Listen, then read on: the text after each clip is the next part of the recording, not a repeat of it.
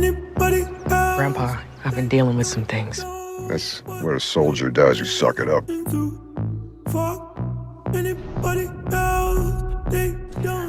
It's so nice to meet you guys. Thank you so much. Really nice to meet you too. Yeah, thank you for taking the time to speak with me. Yeah, thank you.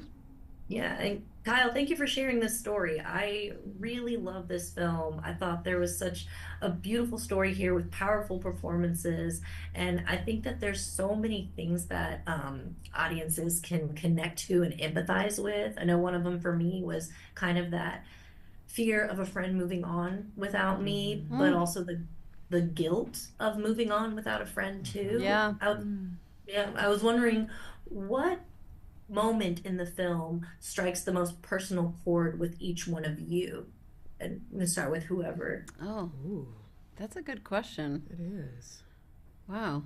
I can go first because mine The would, whole movie is the whole movie. The whole movie, yes, literally.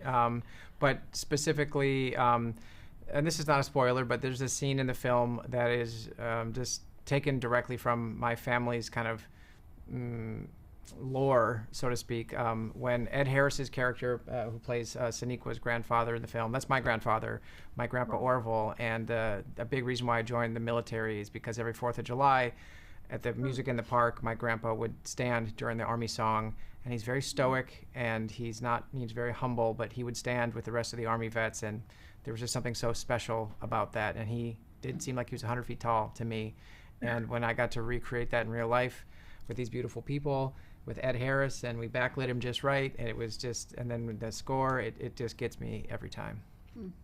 That's wonderful. Oh. I think, actually what you said was an interesting point for me because Kyle and I actually talked about this a lot of like, what is it that Zoe is so afraid of, and like why do they butt heads at this certain point in the film, and I think that fear of being abandoned by somebody when your situations change is, I think, relatable for most of us probably, but for some of us maybe more, and I've certainly felt that way, especially because I think I've felt misunderstood in a lot of moments in my life, and when I finally find someone that understands me, I'm like, oh God, what if you're the only one? And luckily I have met more than one person who's understood me, so it's a little bit easier for me these days, but especially when I was younger, and especially in difficult situations, it is, you kind of cling to people, hopefully in not a needy way, but I do relate to that. So yeah, that was an interesting thing for me to play, and it was interesting having that conversation in character with Sonequa's character, and how we developed this moment where they both think the other person's talking about a different thing, and that felt really real to me too. Yes. I mean, I think it's just for me, it's the release in the cemetery. I mean, I don't want to no spoilers, but essentially the climax of the film, and because I feel like the cornerstone of the film is it can be communicated from that moment, which is really about, it's about confronting that pain, it's about talking about it, but it's really about forgiving yourself. If it is shame and guilt that you're carrying, whether you served or not, right? And understanding that forgiveness is linked to love, that sort of speaks volumes to me, and speaks to me in my normal life as well. And that moment too, really, that always moves me so much from you, where you allow, Zoe allows Merritt to offer her security, like, okay, we're gonna stay connected.